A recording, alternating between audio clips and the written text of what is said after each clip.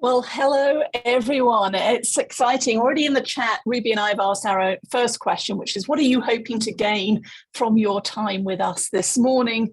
And thank you to Jessica, Jennifer, David, Valerie, and I'm sure it's going to start scrolling faster than I can read names. But we have a fast and fun-packed hour planned with you. And we want to share some of the insights and research for our new book. This is the only plug I'll put out here overtly. You, Me, We, Why We All Need a Friend at Work and How to Show Up as One, which only this morning we learned was a finalist in the Goody Awards, Business Book Awards in the HR and leadership category. So Ruby and I are really excited for that, and it's made us extra bouncy for today. Ruby, do you want to say hi to everybody? Just so grateful to be with you all today and looking forward to your interaction and your questions. And we obviously love this content, so excited to share it with you. Absolutely. And thanks, Perry. It really did make our day.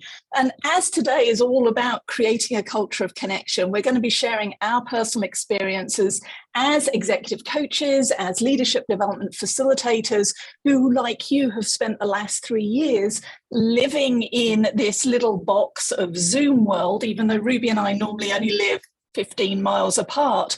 We've had to work at a distance and within Sky Team invest in our relationships and how we show up at work. But also we've had to change how we show up for our clients and the participants in our programs. And how do we even fill our funnel and do our business development in a different way?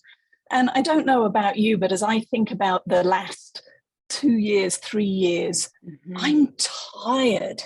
It has been exhausting. And in fact, when we first pivoted to the pandemic and there was that metaphorical grab your bags, emergency evacuation from the office to work from home, although Sky Team has been a remote and hybrid organization for the last 15 years, what I discovered was that there is a difference between choosing to work from home and having to work from home. And there was a mental and physical adjustment that we all had to go through as we balanced this new reality of not only did I have, okay, the lights, camera, action, and the ability, I had the space, thankfully, to work from home. But then we also had to balance the fact that those of us with school-age children were now wanting to log on to the internet at the same time as us. We were working out how to collaborate at a distance.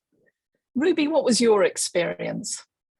Yeah, what I've noticed just of myself and obviously with our coaching clients is just the emotional pressure that we've all had. Just thinking about just the underlying emotions the past several years, creating this increased pressure and stress underneath the surface in a way that I don't think most of us had ever experienced before. And as you all know, right, we were forced into this environment in this world that was very different from the one we knew just a couple of days before when everything changed. And this really became apparent to me. I was coaching a client just a few months ago, and she said, you know, Ruby, I have been coaching clients and working with clients all over the world. I've had to build connection remotely my entire work life. But what's been different about the past several years is that I've had to build relationships with people who were struggling, with people who weren't well. So she really put this point on it of what we've all been experiencing, trying to build connections in this environment with that undercurrent of stress and anxiety. And so we'd love to know from all of you, just to type into chat, what emotions have you and or your clients felt in the last 4 weeks? And Sue, whilst people are responding to that in the chat, would you do me a favor and promote me to panelist? I'm apparently one of three. You are a panelist. They wouldn't be able to see you right now if you weren't. Oh, well, apparently, okay. So I pinned Ruby, I can't pin myself. So whoever asked for us to make us bigger, I don't know, lean in. We're going to do. So let's see what's coming up. Overwhelm. Let's see. There was one. You can make it gallery view rather than speaker. Thanks, Betsy, for that tip for folks. Melancholy from Patricia. Oh, I haven't seen that word in a while. Exhaustion and frustration, anxiety, disillusionment. What's standing out for you, Ruby? Lost, Arlene. Yeah, What do you see? disconnectedness, uncertainty, burnout. I've heard a lot of burnout, just in general, and with some of my clients. Yeah, depression due to unrelenting anxiety. I love the use of the word unrelenting, just that constant unrelenting pressure that we've been experiencing. Now, Noemi has mentioned joy, hope, as well as despair, overwhelm, and exhaustion. So there's definitely some themes coming through here: frustration, fatigue. And I think the reality is here that we've all experienced the full spectrum of emotions, sometimes all at once. And it's not that the emotions in of themselves, for those of you who studied emotional intelligence, are bad. They just are. They are like our operating system for the world. They give us clues that a need is not being met, but it's the behavior that they can drive when we're not paying attention that can undermine our success.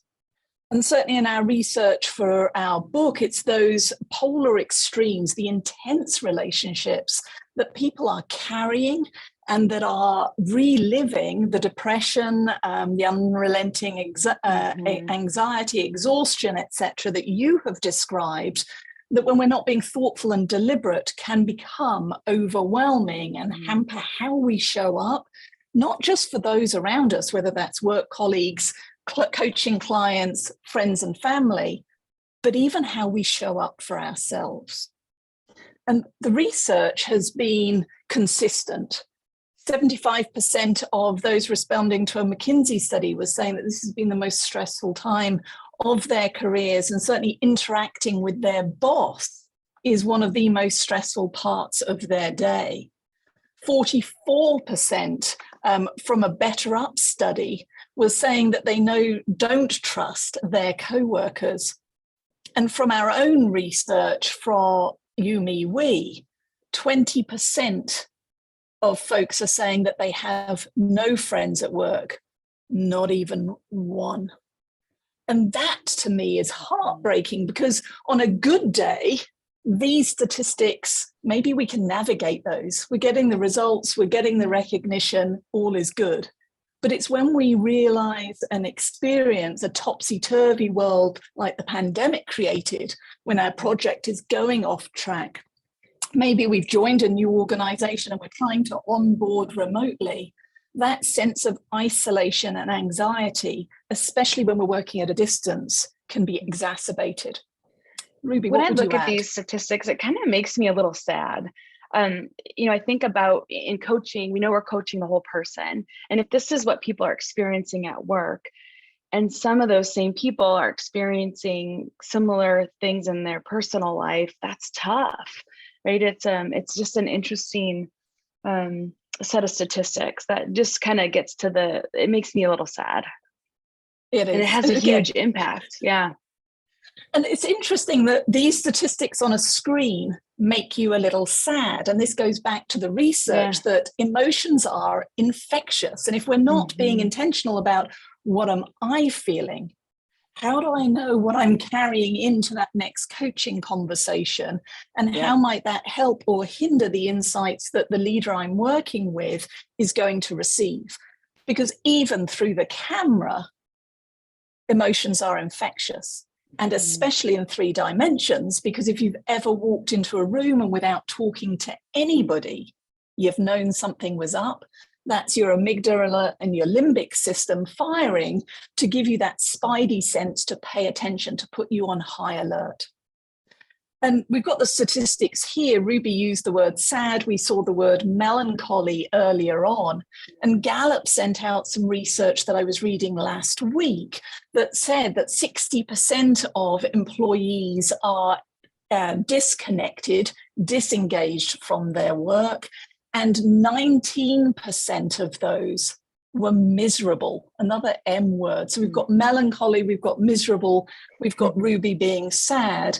There is no doubt that This is an epidemic that we need to be paying attention to, which is actually one of the most wonderful things. As I listened to Sue, we were talking in the green room in the IOC's upcoming program on mental health.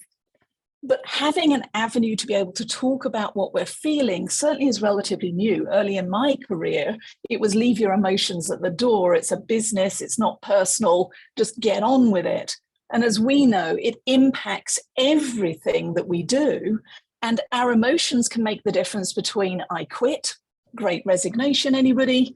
Quiet quitting, anybody? I hate that phrase. Or that sense of I fit, where I look forward to coming into work. I've got my eye out. I've got the back of my colleagues, especially in those times of uncertainty. So we already have a question here, Ruby, that's come up in the Q&A. So remember, chat for general responses to questions Ruby and I might ask, and then Q&A for questions you want us to respond to for you. So there's a question here that says, how can we connect with people working physically in the same location, and how can we reduce disconnection? And here's what I love about that is, A, if I could, I'd slip you a $5 because it's a nice segue into one of our upcoming questions. But here's the thing, what I'm finding is I'm now in New York this week working with a client, my 3-dimensional muscles have kind of atrophied. That ability to do small talk, the mental and physical exhaustion at the end of the day when I've facilitated a program has increased, is what I'm finding. I'm having to relearn the 3D experience. Ruby, what stands out for you? You know, it's interesting because we're, as humans, designed for connection. We're hardwired to be connected, to live in community, to be with other humans. And as you said, Morag, we've fallen a little out of pattern the past several years. You know, I met with some friends just recently, and I hadn't seen them the entire time of the pandemic. And at the end of the night, I told them, being with you is like being home, just that sense of belonging and being seen. And we've missed that in some of our relationships and our connections. And what's interesting about the pandemic is that when we're under pressure and stress, we actually need to lean into each other. And we weren't able to do that as well. And it reminds me of this quote from Sean Acor, who wrote the book, The Happiness Advantage. And it says, the people who survive stress the best are the ones who actually increase their social investments in the middle of stress, which is the opposite of what most of us do. It turns out that social connection is the greatest predictor of happiness. Wow. And as I reflect again on the past several years, I didn't actually lean into my relationships. Maybe some of you did, but I pulled back. And I'll build on that because we've just been asked in terms of how are we, Ruby and I, defining connection, belonging, community, being seen, are these scales. So we're going to share with you the Ally Mindset profile, of which connection and compassion is one of the 5 practices that our research says creates that best friend at work experience. But as I was reflecting on this webinar and conversation, I went back to actually Dan Pink and the surprising truth behind motivation, if you've seen that little video. And he talks about the 3 things that drive us, and money is not the ultimate driver. It's that we want to believe that our opinions matter, that when we speak up, we're being listened to, that competence, we're being set up for success, and I can bring my best self to work. And then that 3rd element is, do I belong? Do I feel connected to my colleagues? And those 3 elements for me are 3 levers that you can pull that help to increase that sense of belonging. And in our research, we describe these actually, if I go from 3 things now to 4 yeses. And 4 yeses are 4 questions that we are asking ourselves about our coaching clients, about our colleagues, about our family. You're asking these 4 questions about Ruby and I right now, and you don't even know what the questions are. So Ruby, why don't you take us through the 4 questions, starting with the first one, can I count on you? Yes, thank you, Morag. Yeah, and these are the 4 questions that if we can say yes to them, you would be in what we call an ally relationship. And we're defining the term ally today as a relationship where we're unconditionally in it for both of us. So the first question is, can I count on you? Do you do what you say you're going to do when you say you're going to do it? This is a pure credibility play. Right? This is the keeping our commitments. We've cut a deal. We said we were going to do something by a certain date, and we do it. And the second question is a little more proactive. Can I depend on you? So whereas can I count on you is reactive. Again, we cut a deal, we made an agreement, we kept it or we didn't. Can I depend on you is actually looking up from your own work, from your own life, and seeing what others might need and taking action. This one reminds me a little bit of service-based leadership. So what's going on with the people around me and how might I best serve them? And we call these 2 questions transactional. If you can say yes to these 2 questions, you're probably in a pretty decent relationship, whether it's at work, at home, with your coaching client. But there's something deeper here when we talk about an ally relationship. So we get to the next 2 questions. The third one is, do I care about you? Do I know your story? Do I know what's important to you? Do I know those little things that are meaningful for you? And to really be able to say yes to this one, we have to go off script. We can't attain this if we're just going from meeting to meeting to meeting to meeting, and the tasks and getting the work done, the doing, right? This is about being with the people around you. Do I care about you? Do I know your story? One example of how to do this one, right, is calling someone when you don't need something, reaching out just to simply touch base. And the last one is, do I trust you? And this is the kicker of them all, right? Do I trust you enough to tell you I'm scared? I don't know what I'm doing. Do I trust you enough to ask for help and to actually take help? The litmus test for this one is when you ask me, how are you, Ruby? Do I tell you the truth? Fine. Right. Yeah. Right. And these are transformational. If we can actually say yes to these last 2 questions, and the other person can answer yes to these questions about you, again, we would call that an ally relationship.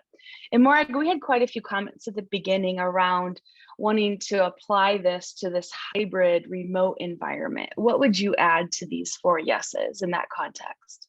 Well, I think this is why we title this Creating a Culture of Connection in a World of Disconnection, is that the technology that we have available to us, the camera, the Slack channel that Ruby and I have going underneath the screen, which is why I look down occasionally, all of these, they give the illusion of connection.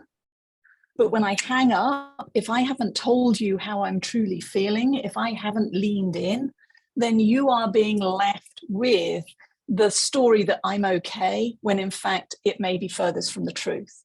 And certainly in today's hybrid world, we're going from Zoom, back to back Zoom meetings. We can't even get a bathroom break in our own homes. I mean, this is where it gets ridiculous, and it's all self-inflicted. And so that activity that we ask, what have you or your friends at work experienced in the last few weeks? I've seen leaders adopt that, not in a judgmental way, not even necessarily to discuss you're feeling anxious, you're feeling joy, etc. We'll come back to that later on. But it is an outlet, because not asking about how are we feeling and choosing not to share how we're truly feeling doesn't make those emotions go away. In fact, they start to simmer underneath the surface until they explode in an unhelpful way. And so for a leader, when we led a team event recently where a leader actually started, asked that, and everybody put their 2-word check-in into chat. And it was powerful, because afterwards, here's what I heard was, oh, thank goodness, it's not just me. I'm not broken. We're all doing it. And so, in fact, there was more connection without having to solve for the emotions, but a recognition and a compassion and connection that we'll talk about later on that strengthened the ties of that team. So sometimes I think we're afraid to ask for fear of the answer, but we should be more afraid to not ask and to leave that simmering and not being able to help provide that support in the right way. So Well, I would add to that really briefly, Morag, too, that in this environment, it feels like, well, it's true. We actually have to tell people when we're having a bad day. To your point, they're never going to know. So there's an increased intentionality to actually reach out and tell people that things aren't going well over here. Because to your point, people will never know.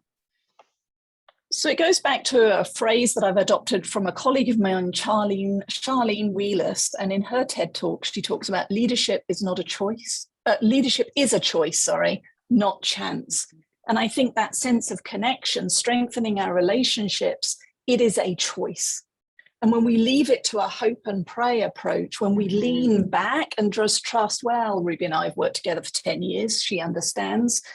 She does. But if I choose to lean in and say, Ruby, I know we've worked together for 10 years, but hey, when you do X, it really frustrates me. Or B, Ruby, I know we worked together for 10 years, but what you don't know is I really need help right now. That's how we move from transactional, do your stuff, I'll do mine and we'll be okay, to the transformational that the 4 yeses can provide. So I've put in the chat the question, so it went back to the earlier Q&A asked, so how do you build connection, whether it's in 3 dimensions or whether it's in 2 dimensions through the camera? And we're starting to see a whole load of answers come in here. So Ruby, what's catching your eye? I love what Lauren said. Yeah. She said she sends messages for no reason to check in and share appreciation. Yeah, for who they are and what they do. This reminds me of something Morag did for me recently. I have an aunt who's been really sick, and she sent me a really quick Slack. She said, how is your aunt doing? And how are you doing? It took 10 seconds, but I knew in that moment that she had thought about it and she cared about what was going on outside of work. Eric he will admit to this because it is his style. Huge introvert, but he will, on his commutes in the olden days when we were in the car, do the Rolodex spin on his phone. And wherever it lands, just leave a voicemail, not necessarily expecting you to pick up. But again, when you get the voicemail from Eric saying, hey, I was just thinking of you, how are you doing? It's a deposit in the relationship bank account. And it can be as easy as that. And as for me, where I'm moving fast, and we've got 1,000 people who registered for this event, more than 400 who are here with us today, there'll be nuggets. And what I'll do is I'll put reminders in my calendar that so-and-so said they were moving house, or so-and-so has a wedding, or so-and-so has a promotion that they're going for. And it will act as a reminder to me to get in touch and say, so how did it go? And it's not cheating. And so finding those ways that work for you so that you can show up authentically and not have your brain cluttered trying to remember it all. This is not a memory test. This is a relationship test of, do you notice and do you remember? And how you close that gap is entirely up to you. And for me, it's reminders in my calendar. What else, Ruby? I saw Jason said deliberate planned conversation to deepen the relationship. So that one to me, thank you, Jason, is really about creating the space. We're going to share something later that we use in our team to create that space for having a deeper conversation. And if we're just going meeting to meeting to meeting, we're not going to be able to really get into those deeper conversations. So I think it's scheduled spontaneity, whether it's Friday at 3 o'clock, you send the, hey, how was your week? I was just thinking of you. As you host a Zoom meeting or a WebEx, whatever platform you're using, allow 3 or 4 minutes at the beginning for small talk. And if you have to create an activity, we'll do something that says, hey, grab something from your desk that might be unexpected. I have my breakfast yogurt here. If I was at home, I would grab a little unicorn chotsky. But all of these that start to promote conversation and connection in unexpected ways. But if every time you call me on Zoom, the first thing you're saying to me is, Morag, what are you doing? Then you're missing an opportunity for a more powerful, Morag, how are you doing? And all we need to do is remind folks that these are structured opportunities that allow us to feel connected and help us to lean in a little bit more. And the benefits are clear, because when we do this, then we know that cross-functional collaboration goes up. I'm more willing to listen with curiosity. I'm more willing, as Ruby said, to ask for help or think about what are the changes I'm making in my job, how they're going to impact up and downstream for others. We know for a fact that the quality of our relationships, whether that's at work or at home, has a direct correlation on our satisfaction with life and work. And if you've ever left, whether it's your bedroom, office, kitchen table, or the office, and gone home and said, oh, you won't believe what so-and-so said or did today, then you'll understand that ripple effect. And ultimately, if we're investing in our relationships, that sense of connection and belonging, we see an uptick in engagement and intent to stay. Now, Jennifer Ransdell put in the Q&A about the emotional piece and the sense of connection. And her question was, what do you think about building smaller groups of closeness at work? And I give it a huge thumbs up, Jennifer. This isn't about becoming best friends with everybody. Mm-hmm. It's picking the critical few that are going to have an opportunity to help or hinder me in my success, in our success in the short term. And if you go back to that earlier statistic where 20% of leaders are saying they have no friends at work, then let's just start with one. Heck, call me, I'll be your friend at work. Though remind me of that when we get to abundance and generosity as another mindset practice that we're going to explore shortly. And as we know, Gallup has been researching what does a connected organization, a highly engaged organization look and feel like. And question 10, their do I have a best friend at work, is one of the most controversial, with business leaders continuing to push back and saying, well, it's too soft and fluffy. Can we take it out? But as we saw from the Sean Acorn comment and our conversation to date, this is key. And so Gallup keeps it in. However, we at SkyTeam have chosen to reframe it.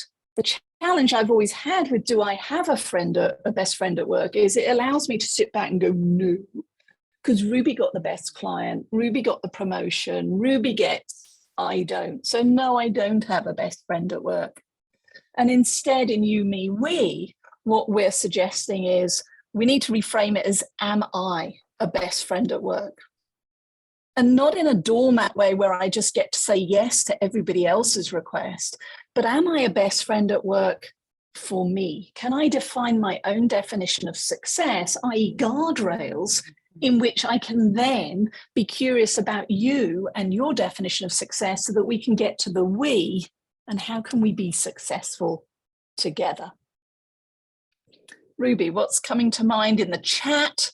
I'm just going to pause here so that we can get a little caught up as we move through and into that next section of how do you then build connection? There's so many good things in here. It's so many amazing comments. Thank you all for your participation in some of the questions. I wanted to point this out. I love what Pamela said, that many of her clients have trouble even finding time to eat. So she's told her clients that they can eat in their session. That's brilliant. Keep going. I'm typing an answer to Gary in the chat. Okay. All right. Cool.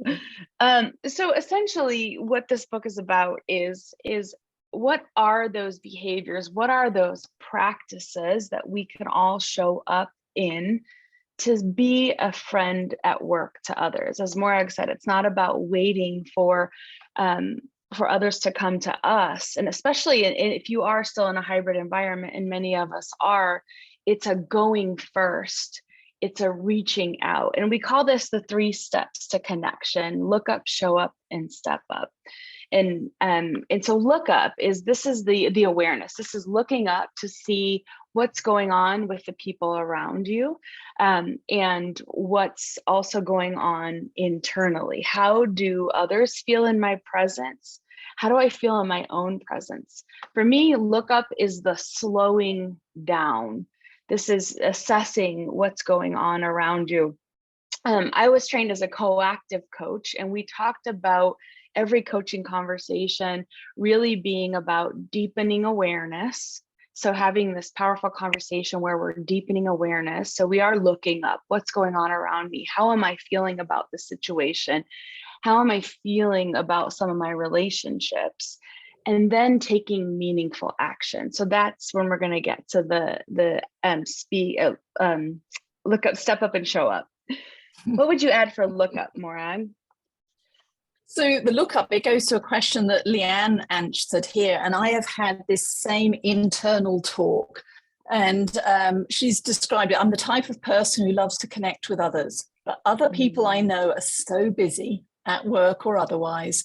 Most people don't have time for this kind of talk. And when I try to connect, they act like I'm bothering them. Any suggestions?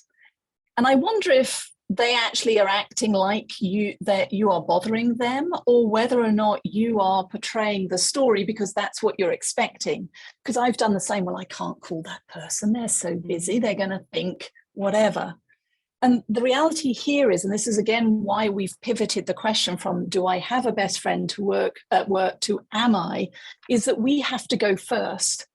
And Marshall Goldsmith, a friend and mentor of mine, he actually asked this 3-part question, which may help Leanne. The first question is, will the world be a better place if you continue to proactively reach out to others? And I think the answer is going to be heck yes. Does it make you feel uncomfortable because you're bothering them, etc.? From your question, the answer is sometimes yes. So question number 3 is, which is more important, making the world a better place or your discomfort?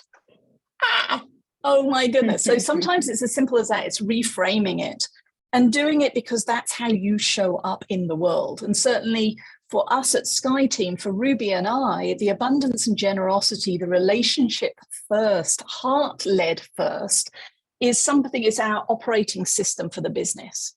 And it goes to another question. I'm just going to go on a little bit more, Ruby, and then hand it back to you, because as an anonymous attendee says, well, what's the difference between transactional and transformational?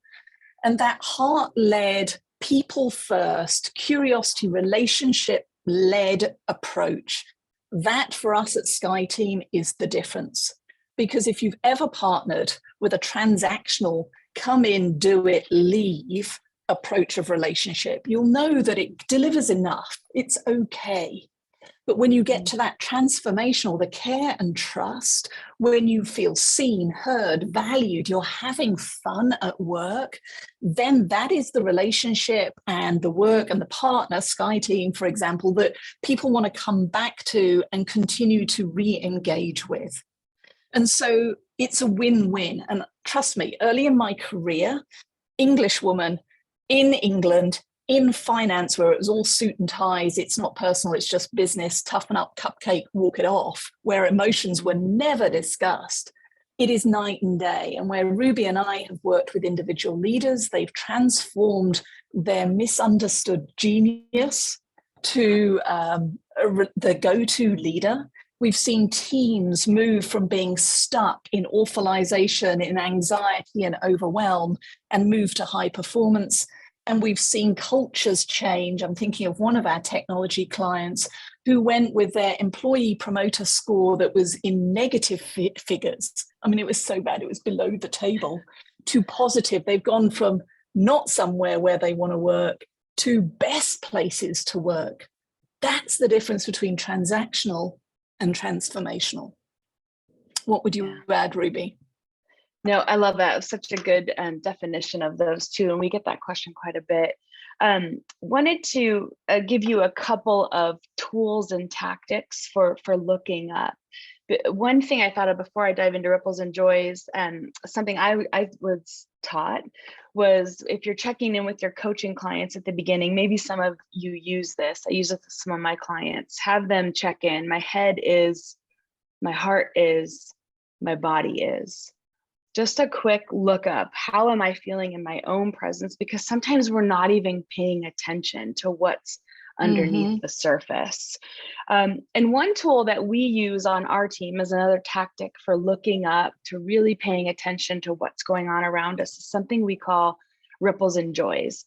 And we do this in our staff meeting every single Friday. And we've done this for at least 7 years consistently. And we always start off with this, and you can call this anything you want. But for us on our team, we talk about ripples. What are those things that have happened in the business, in our work environment, that we're celebrating? That there's been some ripple effects for our team, for the organization.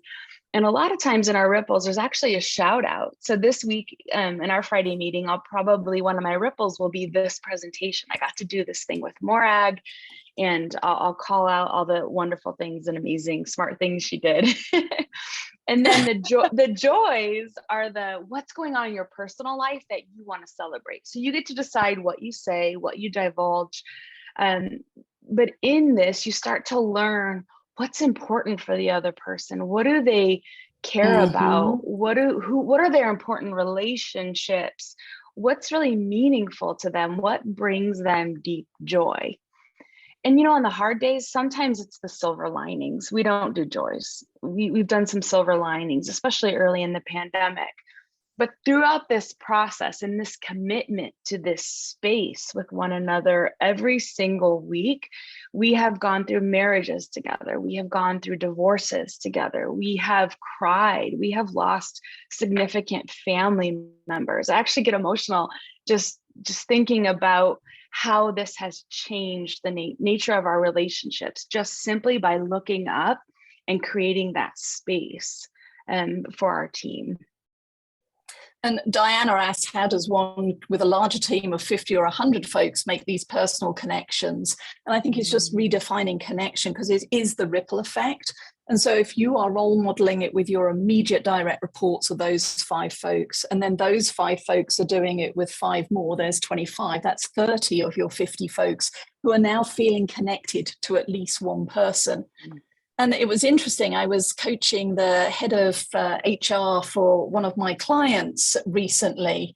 And in fact, she let me know that in terms of our coaching, she was running out of steam. And why was she running out of steam? Because we were focusing consistently on gaps and what went wrong and what could she do differently. And recognize she is a gold medal HR leader, somebody I would jump at the chance to work with again.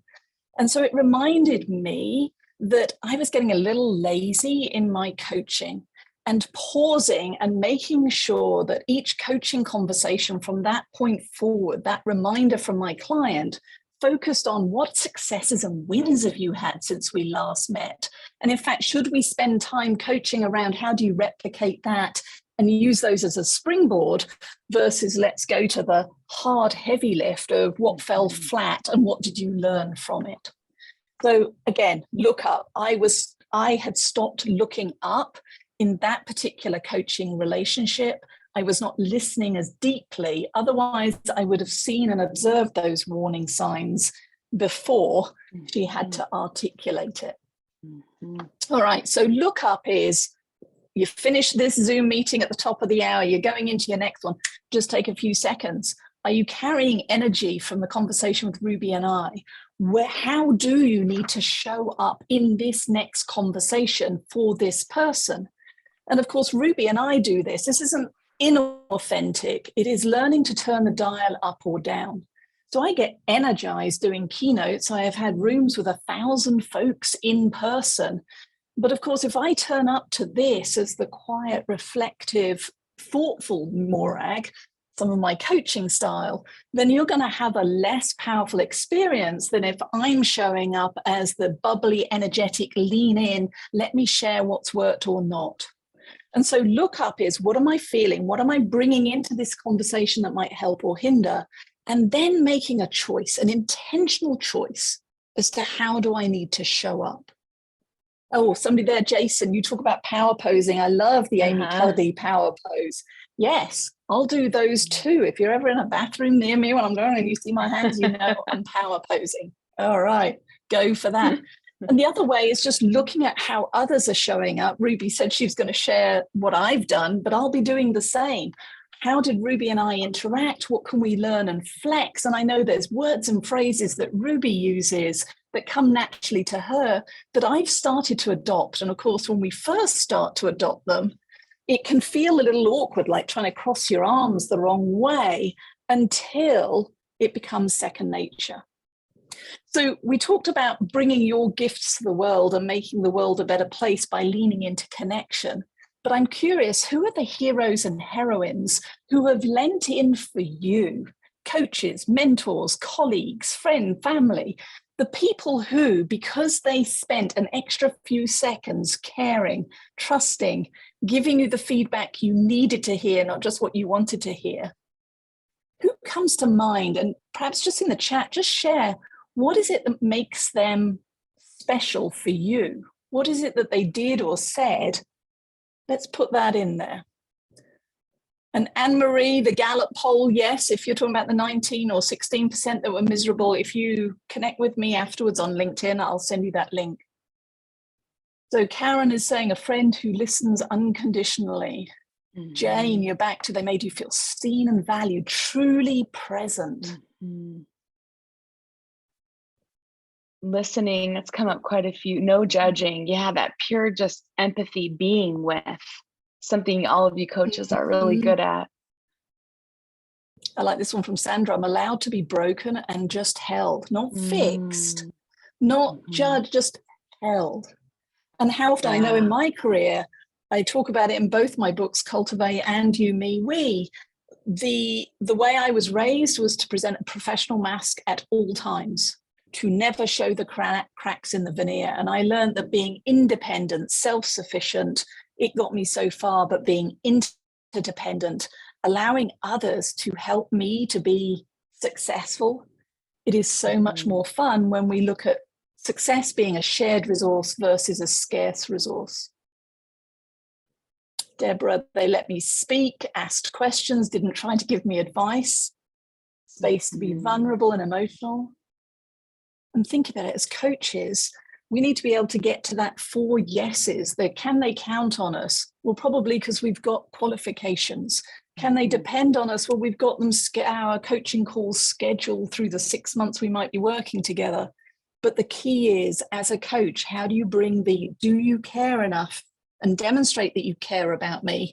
And do I trust you in order for me to be my authentic self, to be vulnerable, to be broken, or to be powerful and strong and say, I nailed it this week, and for you to celebrate that with me so that we can continue to learn and grow.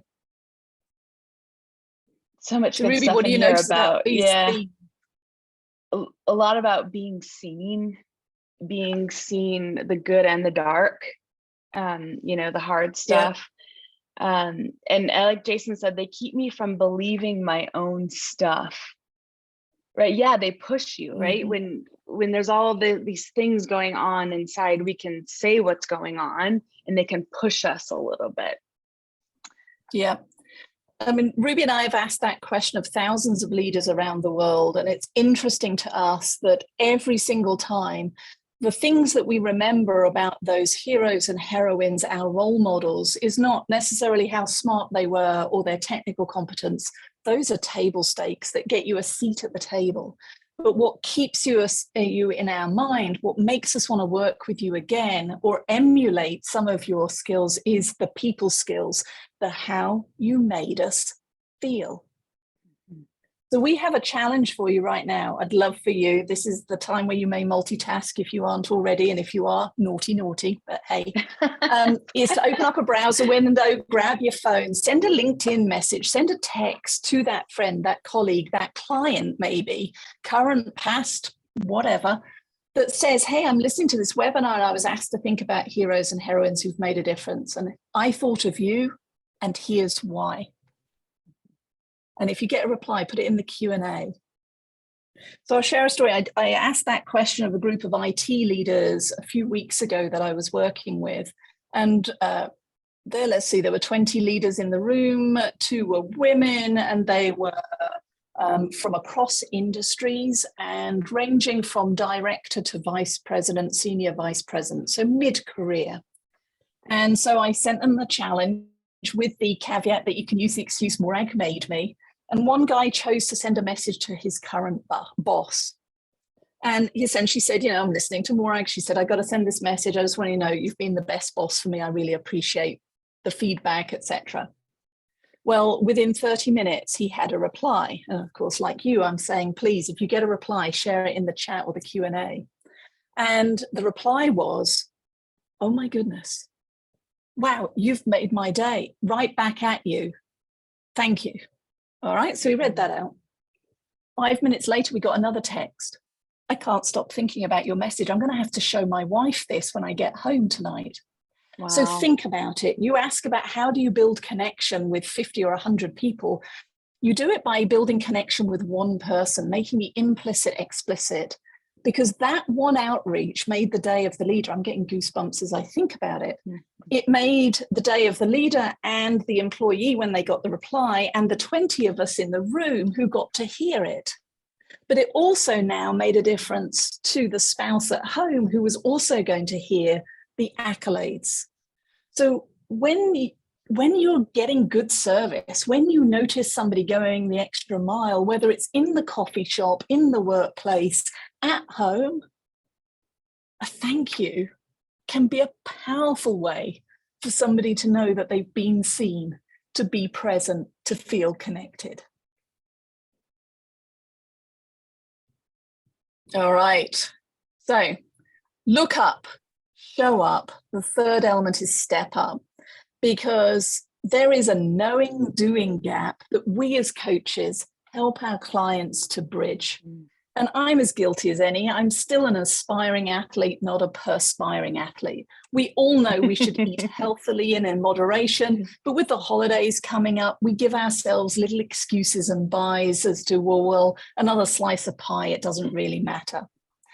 And so in our work with leaders, when we were being asked, how do you get to 4 yeses? How do I show up as a friend at work, but without feeling like I've been taken advantage of?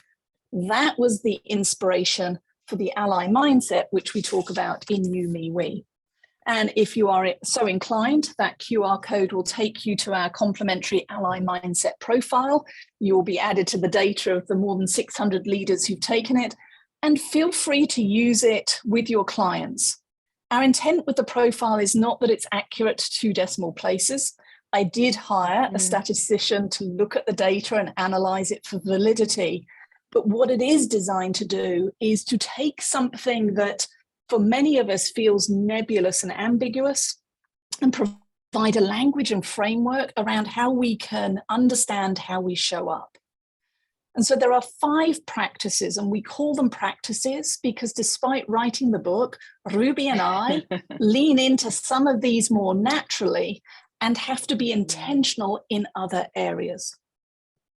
So the foundational is abundance and generosity. It is my operating system for the world. If you message me after this session and ask for the Gallup link and, then I am going to respond sometimes at the cost of my other deadlines. And if you've ever volunteered and said yes to something and then sat there fuming and gnashing your teeth going, oh, why did I do that? Then that is overplayed abundance and generosity. This is about being curious about your definition, you, Ruby, for example, or you, Deborah. How do you define success? This is Morag's, my definition of success. So now where do we overlap and how do we go from there? So abundance and generosity.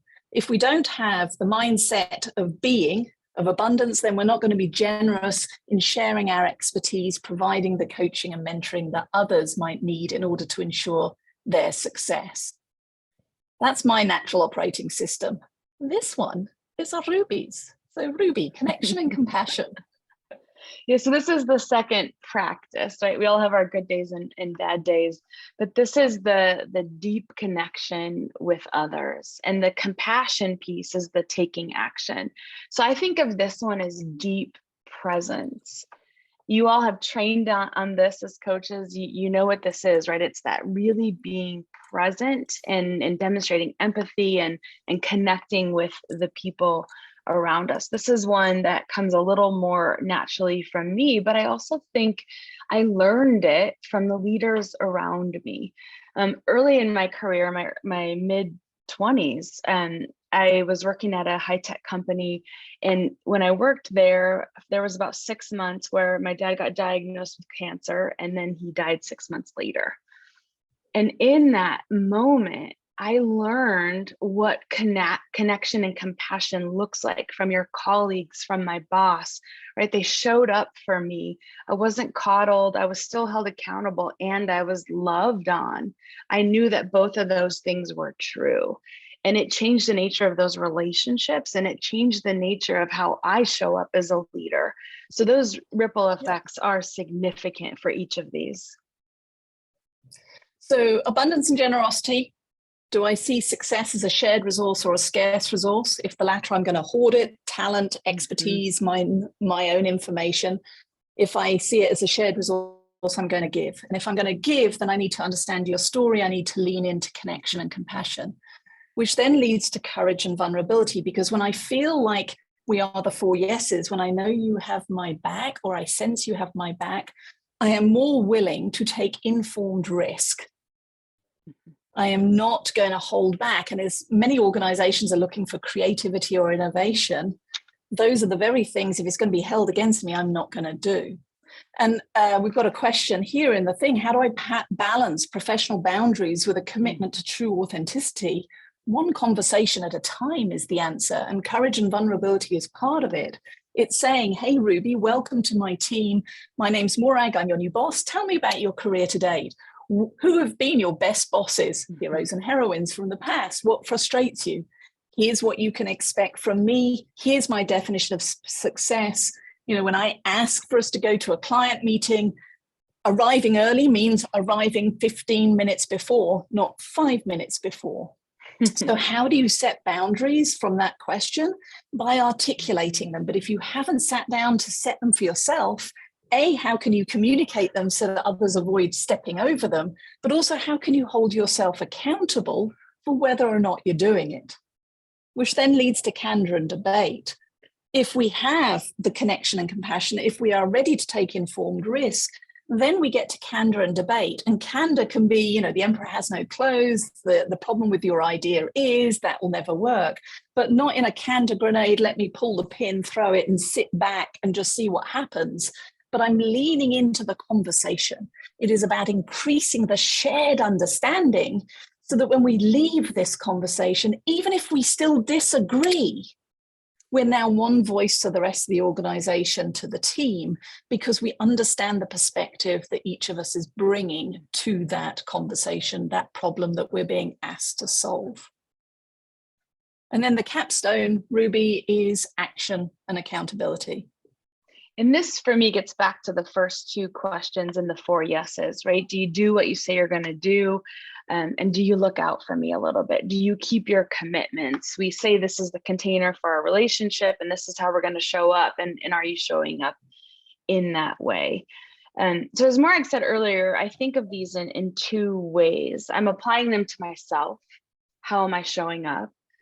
And I'm thinking about, how am I showing up as a coach, right? Am I being in service of my client? Am I offering deep presence from a courage and vulnerability perspective as a coach? Am I demonstrating fierce courage? Am I willing to say the thing that my intuition is picking up? And not having attachment to it, right? And candor and debate for me as a coach is the curiosity, the asking questions, maybe a question that no one else in the world is willing to ask, and having this container and this safe place to do that. And again, action accountability, that's the table stakes for this piece.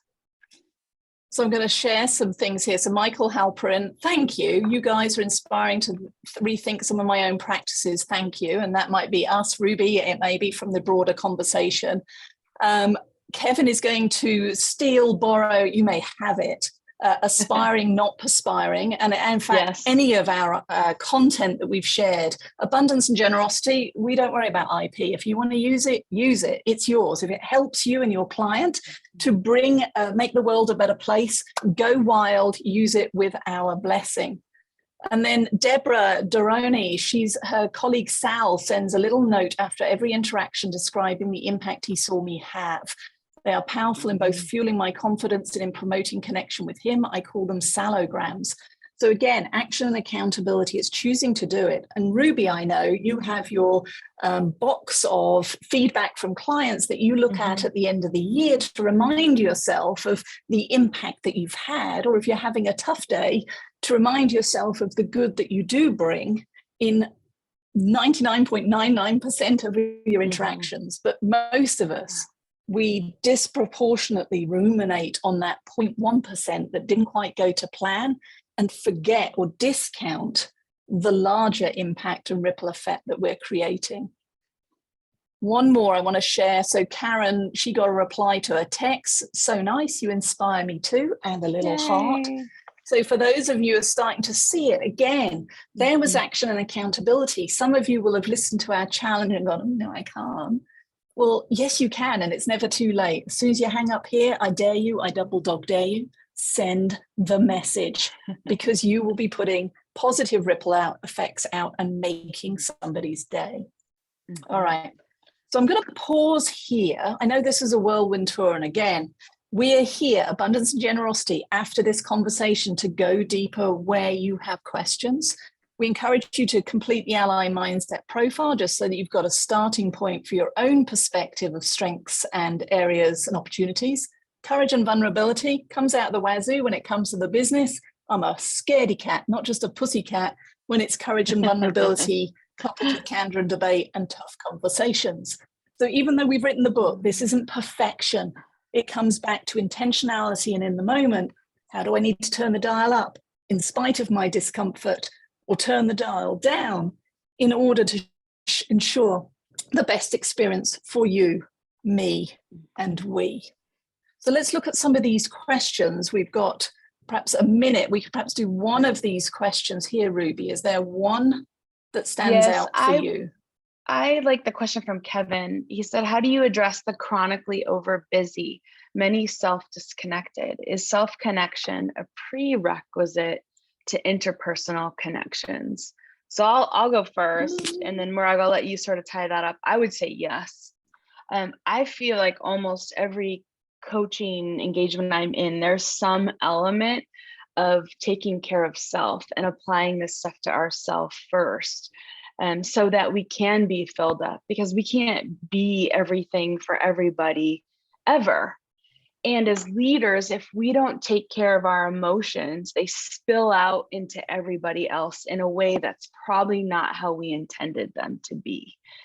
So yes, Kevin, I think we've got to do both, I would say. Morag, anything you would add to close that out? Yeah, and I would say, what was I going to say there? No, I've forgotten it because I started to type an answer in the box. So boundaries. I know I deprioritize me to the bottom of the list. If you're going to be a best friend to yourself, and you need to be a best friend to yourself, we need to reprioritize and be aware of what fills me up and what drains me, and make sure I'm doing the former, not consistently giving 100% in order to, and resulting in the latter. So for those of you, for the QR code, we will have that in the handout available afterwards. There is a URL I just put in the chat, skyteam.cloud/you-me-we. And as we come barreling, if not past the end of the hour, this is our challenge to you. It's time for you to look up, show up, step up. How will you create a culture of connection in a world of disconnection? Not just for those who rely on you, but how will you connect with yourself so that you can bring your unique talents to the world? Thank you for joining us. Please do connect with us, and we look forward to the ongoing conversation. Sue, over to you. Ladies, thank you so much. That was fabulous. You are a dynamic duo who certainly do not need a moderator. We appreciate you here at IOC so much for doing this, and we'll probably bug you to come back. And congratulations on your nomination. Oh yes, our book was awarded, given an award today. So thank you very much. And everybody make sure to look out for IOC's course launch on our mental health literacy course coming at you very soon. Thank you, everybody. Have a wonderful rest of your week.